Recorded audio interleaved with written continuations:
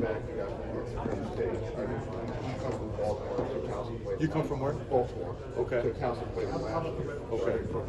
What did you think of him when you saw him? I think he's a big back, you know, and Miami knows for the running game like over the years, you know, so how's it cool to have somebody like that? He was extremely productive as a redshirt freshman. He had over 1,000 yards rushing. I think North Dakota State has one of the best cultures in all of college football. And you watch what they run. They run power, they run counter, they run split zone, wide zone, toss crack, pin and pull. They run it all. And for a guy at that age to be able to perform at such a high level and be as durable as he was, we thought it was really impressive. You look at him physically, he's a 215-pound guy that power cleans north of 335, that squats in the 500 range. This is a big, physical, talented young man that is a relentless worker. So we feel that we got ourselves not only a great player, but a great human being. And I have one more question to ask you. What do you guys have to work on this year to get better? Because I know last year at the end, Syracuse, you had a lead, stumbled in the middle, and then the whole game kind of was out the lunch after a while. What do you guys have to do? I think it's easy to point at the defense, and hopefully and I'll be glad to answer anything regarding that, because obviously after game 4, we went from a top 5 defense and slid to like 28, 30, somewhere in that vicinity. And we allowed a couple of injuries to change us schematically to something that was unrecognizable, which is, it's not acceptable, okay? Now, that being said, we also turned the ball over, okay? And we did not turn the ball over much early on. Our turnover margin was in a really good space leading up to game 10. So those things combined led for a margin, I believe, of 5-4 that, didn't allow us to finish to the level we want to finish at. Coach, just talk about having another one-year wonder in Carson back last year when you guys that came on. We think the world of Carson. Obviously, he hasn't played a single game for us yet, but what we see in him is a very experienced guy who's played in big games and performed at a high level. We see a very disciplined quarterback with a high football IQ. Throws a really accurate ball with a strong arm. Is a strong runner as well. Understands the game inside and out. We think the guy's a really good leader. We see nothing but upside and some great things coming down the road for Carson back in the minor. Just talk about having your off. Notre Dame to start the year off. Well, we don't talk about opponents at this time of year respectfully. Certainly don't mean to be a pain for you guys.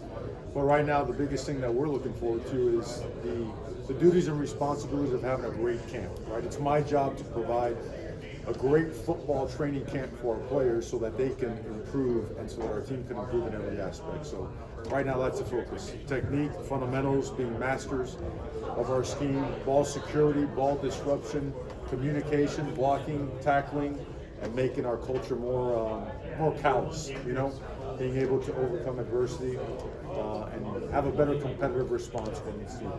Coach, going back to trajectory, you look at the O-line when you first got here compared to last year and even now with all the returns. Can you talk about the progression of all those guys? Well, it's those are two different worlds. It really is. And it is what it is. That's what we were brought here for. It was the first item of because linemen take usually a couple of years to develop. Now we were lucky; we hit on some guys that are 1 year, could jump in there year 1 and help and contribute, or just be a full-time starter like CeCe was. But the offensive line inherited was certainly not near what we've been able to recruit and develop. And credit to the players, because they're the ones that chose to come here, but they chose to come and choose something very hard and very difficult. Our O-line regimen under Coach Mirabal is very demanding. It's very teaching intensive. Okay, the progression teaching of his system is unique. It's second to none, and it allows for versatility. Because, on a side note, which I think is very important to point out, we'll go back to the days of Penei Sewell. Well, Penei Sewell was a left tackle in 6th or 7th overall, but when the Detroit Lions drafted him, they tapped him on the shoulder and said, "Hey, you got to play right tackle." Okay, so we'd be doing a disservice to players if we didn't prepare them by providing them the opportunity to practice versatility. So it allows for a better season, better emergency plans, God forbid injuries. Hey, Coach. This new system, governance structure with the NCAA process of I'm curious, what things brings into this thing? I guess what's kind of your guys' experience with it? Well, I think it's understanding, digesting, and then there's still a lot of movement. And I think the best thing we can do is, number one, the ultimate thing we have to do is adapt or die, right? That's the thing you have to do. But I feel like when we head towards clarity, then there's and or but, and so I don't think we have enough consistency to openly in a forum like this talk about how we feel about it when there's still some things that need to be resolved and some other things in action right now that are tabled that don't have a resolution. So I think everyone's attempting to have an organized structure. It doesn't sound like we're near that yet, but it does sound like we're getting there. To that end, I mean, when you look at more broadly college football, college sports at large, like, I mean, what do you want to see out of governance at a national level? Like, what do you want to see out of organizations? Who do you feel like? I want to see something that makes sense. That's all. I don't think anyone. They try to say, hey, this person is qualified to say this now. These are uncharted waters, and I mean, no one knows. There's no 5-6 year cohort where you can say, hey, this worked during this time, so let's make these things that apply for the next time. I feel like our calendar, these rules, like they change from season to season, so it's hard. It's like doing a drill in football. You do it at least 2 times before saying, it's good or it's no good, right? Yeah. We haven't gotten there yet. So what do I like to see? I'd like to see Saturdays be the most, in the fall, be the most special days of the year, like they have been for over a century, and hopefully we never disrupt that component. These are murky and some interesting waters we're traveling through, but bottom line is the ball's going to be placed in the team. On that end, with the new rules for player compensation, it's a little bit different than how it was the last few. So has that changed the conversations that you're having with recruits? I know the ways that you talk about money with recruits is varied over the years, but now that there is a little bit more structure around it, is that something that you're talking about? I don't think the honesty, transparency, and the genuine approach ever changed because prior agreements will prevent later misunderstanding. So that never ever changes. But when you receive information 1 month from the next month that changes some, you have to just keep everything fluid and open and make sure that it's, in terms of the communication, that everyone has an open mind. Hey, by the way, it could be headed in this direction. Please be aware that in a month we could be having another kind of conversation. And I mean conversations that are allowable by the NCAA, never something that's not allowed. I did. Oh boy. I stepped on a landmine. Here we go.